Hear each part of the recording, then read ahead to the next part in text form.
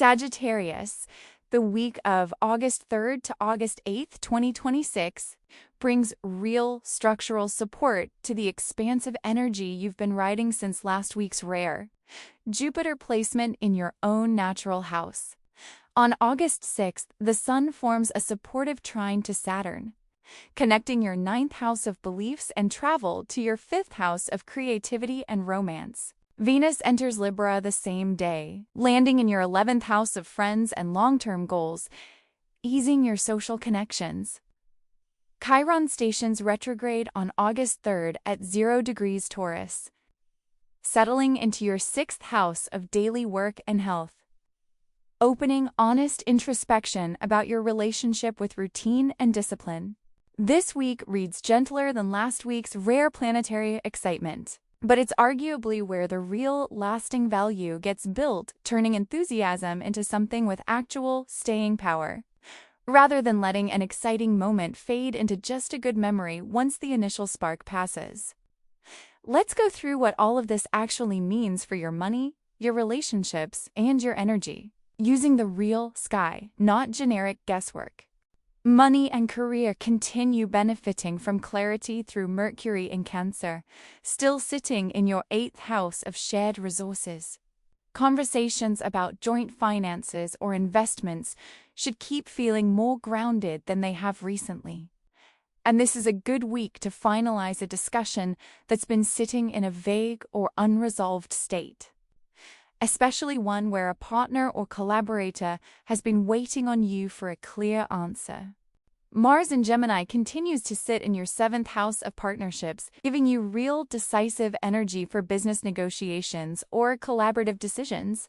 A good week to actually close a deal rather than continuing to leave it open-ended, since Mars won't stay this assertive in this house indefinitely. Early in the week, while the moon moves through earlier signs before Chiron's theme fully settles in, use the calmer opening days for any practical financial task that's been waiting, since the emotional weight of the week's other transits tends to build gradually as the week continues rather than arriving all at once. Relationships benefit genuinely this week from the Sun's trine to Saturn, connecting your house of beliefs and expansion to your house of creativity and romance. This is a favorable, grounding aspect that supports turning an exciting connection or creative spark into something with real structure, rather than letting it stay purely inspirational. If a romance or creative partnership has felt exciting but undefined, this particular day supports actually giving it shape, a real conversation about what you both want going forward, rather than continuing to enjoy the excitement without naming anything concrete, which is comfortable in the moment, but tends to leave both people quietly uncertain about where things actually stand. Sagittarius often prefers to keep possibility open rather than commit to a specific shape, since commitment can feel like it closes off other exciting options. Saturn's involvement here is specifically rewarding the opposite instinct this particular week, and the outcome tends to feel more satisfying than the open-ended version once you actually try it.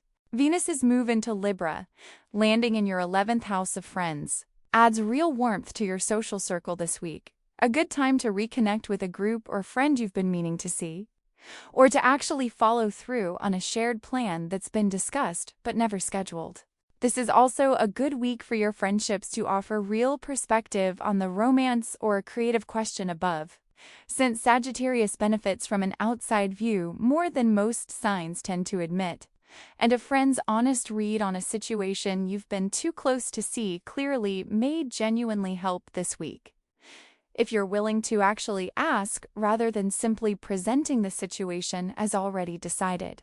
Energy and health this week center on a genuinely important question, since Chiron's retrograde station lands in your 6th house of daily work and routine. This asks you to look honestly at your relationship with structure and discipline, which Sagittarius often resists in favor of freedom and spontaneity. This retrograde period, lasting until January, invites you to notice whether your resistance to routine is protecting genuine freedom or simply avoiding the discomfort of consistency. A station presses harder than an ordinary transit, So this particular week may bring the question into sharper focus than usual. You might notice a health habit you've abandoned repeatedly, or a routine you know would genuinely help you that have framed as too restrictive to actually try. A pattern that likely repeats across more than just this one specific habit if you look at it closely enough. It's worth considering that structure and freedom aren't always opposites for you, even though they can feel that way. A body that's genuinely well-rested and consistently cared for often has more real capacity for spontaneous adventure than one running on chronic depletion disguised as flexibility. This week doesn't ask you to become someone who loves routine, just to look honestly at whether the story you tell yourself about needing total freedom is protecting something real, or simply avoiding a version of discipline that's actually more sustainable than it sounds, and would likely give you more of the freedom you value in the long run rather than less of it. There's a shorter note about the broader picture still unfolding. The lunar nodes remain on the Aquarius-Leo axis, with the North Node in your third house of everyday communication and the South Node in your ninth house of beliefs and travel. Your growth edge over the coming months continues to lie in genuine engagement with small, local connections, rather than the more familiar pull toward bigger horizons. It's worth noticing how directly this ongoing nodal theme echoes this week's Chiron work in your sixth house. Both are asking you to find real meaning in the immediate and the routine, rather than only in the distant and the expansive. Sagittarius often assumes the good stuff happens somewhere else, in a bigger trip, a bigger idea, a bigger belief. This week's combination of transits is quietly suggesting that a meaningful amount of what you're looking for might actually be available closer to home, in the daily and the local, if you're willing to look for it there instead of only further afield. Even though further afield will always hold a certain appeal for you regardless, this week doesn't bring a new nodal event, but it continues shaping the background of everything else happening right now. And the parallel with this week's other themes is worth sitting with rather than treating as separate threads.